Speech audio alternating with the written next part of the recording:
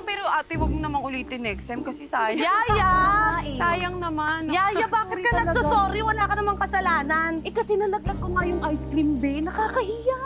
Ano kakahiya doon?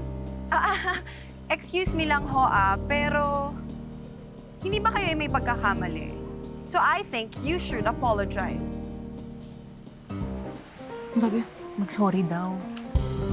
Sabi magsasorry. Sino ka nga? Ba't ang beast mode mo? Ako lang naman ang nakabili ng bahay na yan.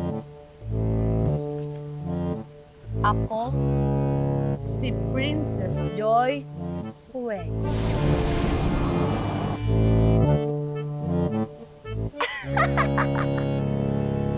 Kaya naman pala pagdating mo dito, nag-init yung ulo ko. Talaga? Iba ka. Of course. Bakit? Sino ka ba? Hindi, fuego ka? Ikaw, sino ka? Ako lang naman, si Empress Joy. Rio. Rio ka? Fuego ka? Rio ka! Fuego ka! Oo. Parehas Joy ang pangalan ninyo, di ba? So, let's just be joyful. Joy to the world. Happiness naman kayo. Doon na. Doon ka na. Masok.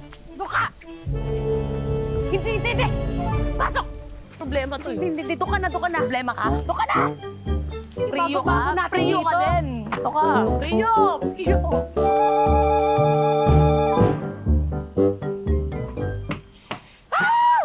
Sa dinabi-nabi na pwedeng maging kapitbahay, bakit ang Rio pa na yan? Ay, ano ba yan, babe? Bakit ka ba nagkakaganyan? Eh, mukha namang mabait yung tao, ah. Mabait? Ano ka ba? Walang mabait na Frio. Alam mo bang mortal enemy ng mga Fuego yung buong pamilya nila?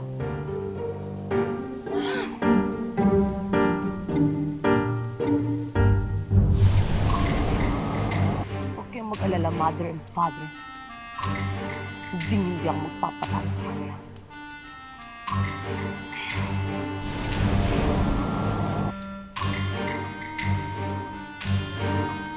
Tuminit. Init ang ulo mo, eh.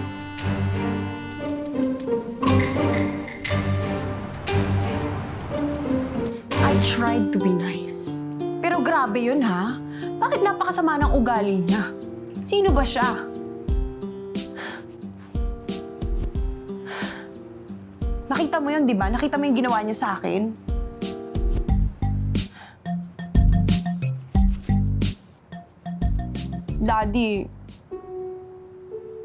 Daddy, tama ka nga. Napakasama ng mga fuego na yun. Dapat hindi ko siya lapitan.